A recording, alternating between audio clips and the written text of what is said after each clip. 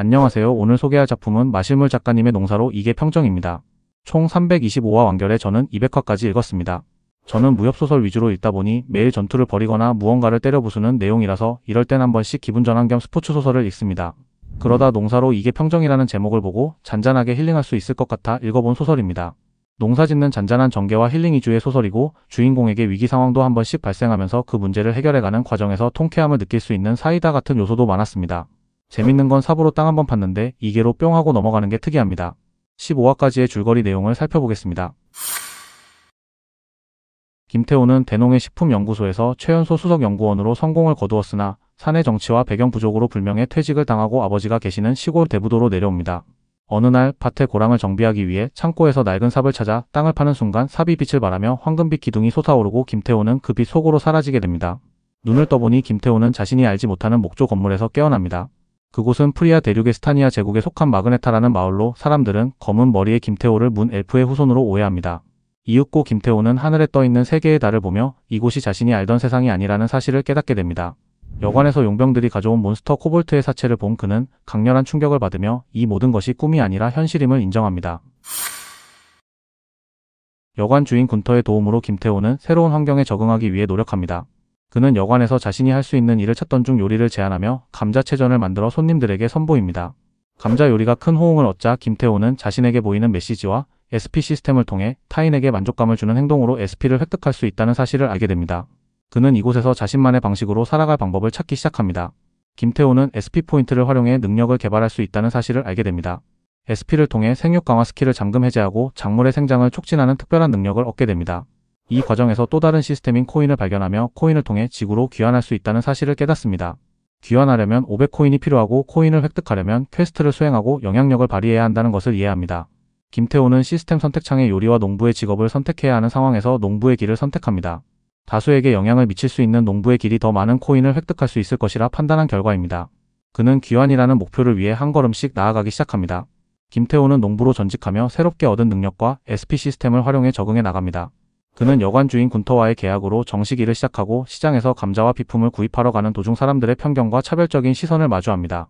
마그네타의 주민들은 김태호의 검은 머리를 불길하게 여기며 의심을 품지만 김태호는 자신이 문 엘프의 후손임을 증명하라는 퀘스트를 받게 됩니다. 김태호는 사람들 앞에서 스킬 생육 강화 급속 생장을 사용해 감자를 순식간에 싹 틔우고 성장시키는 기적을 보여줍니다.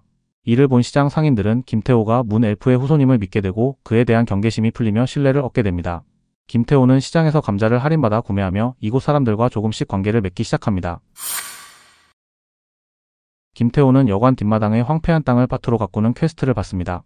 부족한 영양분을 보충하기 위해 땅을 갈고 건초를 태운제를 뿌리는 등 밭을 일구는 데 전념합니다. 이 과정에서 그는 자신의 체력이 좋아졌음을 깨닫고 농부 전직의 영향으로 몸이 강화되었음을 알게 됩니다. 김태호는 뒷마당의 밭을 완성하며 텃밭을 관리하는 시스템의 기능을 활성화합니다. SP와 코인을 사용해 텃밭을 전용 밭으로 지정하고 감자를 심어 본격적으로 농사를 시작합니다. 김태호는 텃밭 전체의 스킬 생육 강화 급속 생장을 사용하며 밭의 모든 감자가 순식간에 자라는 기적을 만들어냅니다. 그의 텃밭은 풍성한 감자줄기와 붉은 감자꽃으로 가득 차며 성공적인 첫 농사의 결과를 보여줍니다. 감자를 수확하려는 순간 김태호는 자신이 심은 감자가 상상을 초월한 모습으로 자란 것을 보고 놀라움을 금치 못합니다.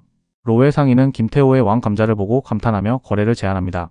김태호는 여관에서 감자를 활용한 다양한 요리를 통해 SP를 대량으로 획득하며 성공적인 영업을 이어갑니다.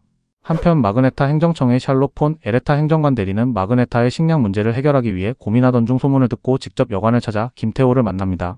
그녀는 김태호에게 마그네타의 혹독한 겨울과 식량 부족 문제를 설명하며 그의 능력이 마그네타의 식량 문제를 해결하는 열쇠가 될 수 있다고 제안합니다.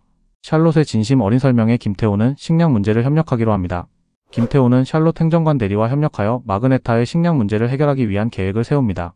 김태호는 샬롯에게 병조림이라는 혁신적인 식량 보존 방법을 제안하며 이를 위해 작물과 유리를 활용하는 구체적인 도면까지 제공합니다.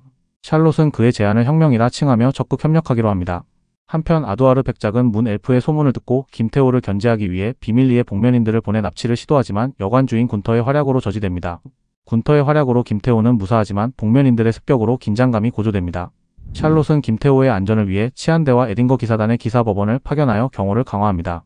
김태호는 옥수수라는 새로운 작물을 활용하여 마그네타의 식량 문제를 해결할 계획을 구체화하며 병조림을 이용한 보존 방식을 설명합니다. 샬롯은 옥수수의 맛과 포만감에 감탄하며 병조림 방식을 통한 식량 문제 해결 가능성에 큰 기대를 가집니다. 줄거리는 여기까지 소개하겠습니다. 작물이 자라는 시간을 시스템을 활용해 빠르게 진행시키는 점이 좋았습니다.